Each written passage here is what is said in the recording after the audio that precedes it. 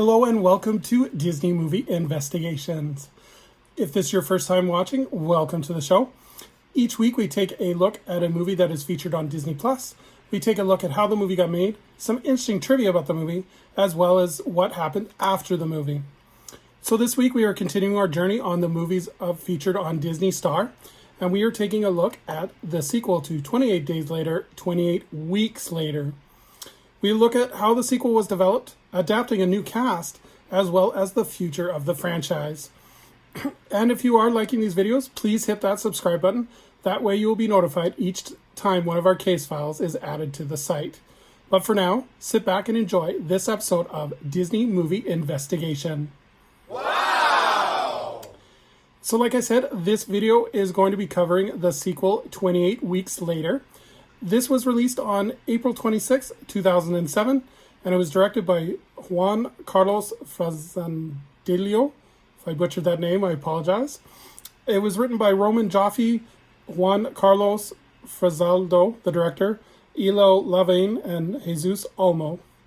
And this was a collaboration between Fox Atomic Pictures, DNA Films, Fragment Films, and the budget for this movie was $15 million, and it did a box office return of $65.2 million.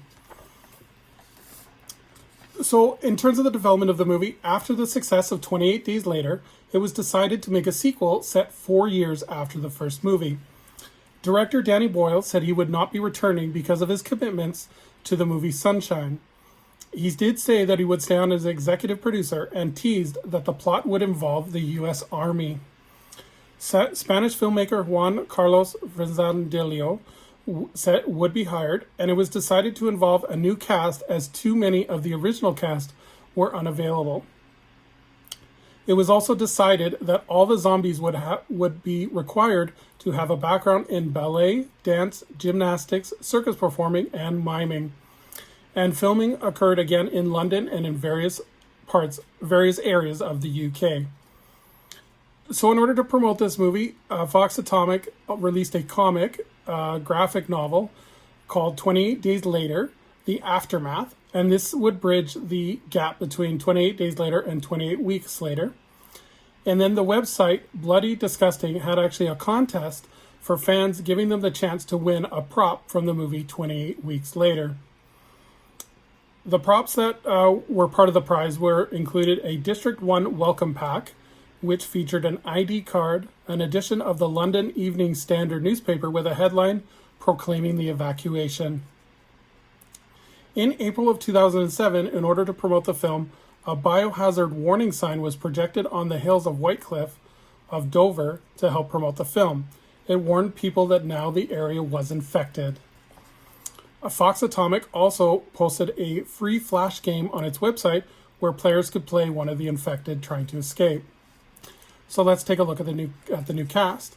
So we have Robert Carlyle, who plays Don. For Disney fans, you may recognize him as Mr. Gold in the series Once Upon a Time.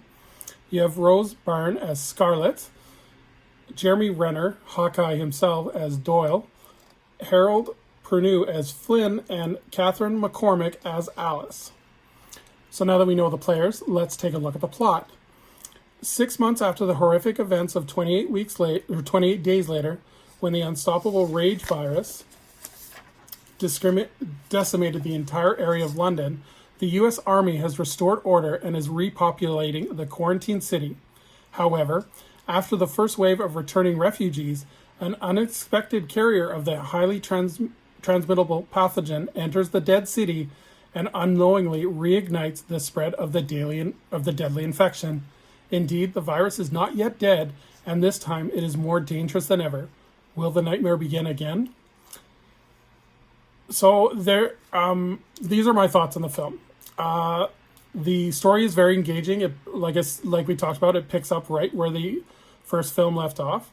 I think this one is on par with the first movie, and it leaves an ending that could also lead to future movies. Overall, I think both movies are worth watching. They're definitely, if you're a horror fan. And this one is action-packed. Like, it definitely doesn't take a breath. It keeps going from the minute the infection starts over again. And then the only thing that I wish this movie had was more character development. The characters in the movies tend not to have any type of story arc, and that's because the action is pretty much nonstop, that they don't have any time for real downtime. So there have been discussions about a third film called 28 Months Later, but this has been ongoing since 2007 to 2019, and nothing really has been announced. So I don't know if there'll be a third one or not. I think in the era of streaming, it's definitely a possibility, because this is something that could feature on Disney Plus quite easily to kind of satisfy the horror fan contingents. So yeah, unfortunately, this is just a basic sequel. There's not a lot to talk about in terms of interesting trivia and stuff like that. So yeah, I guess we'll pretty much end it there. So thank you again for joining us on Disney Movie Investigation. If you've seen this movie, or if you've seen either of the 28 Days movies, 28 Days Weeks movies, what do you guys think of the film? Do you love the film? Do you hate the film? Let me know in the comments. I'm definitely interested to hear your guys' opinion.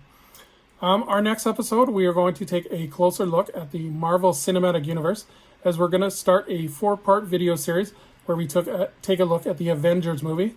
So our first video will look at the 2000 action flick, The Avengers. So stay tuned, and until next time, I hope you guys have a great day. Bye-bye.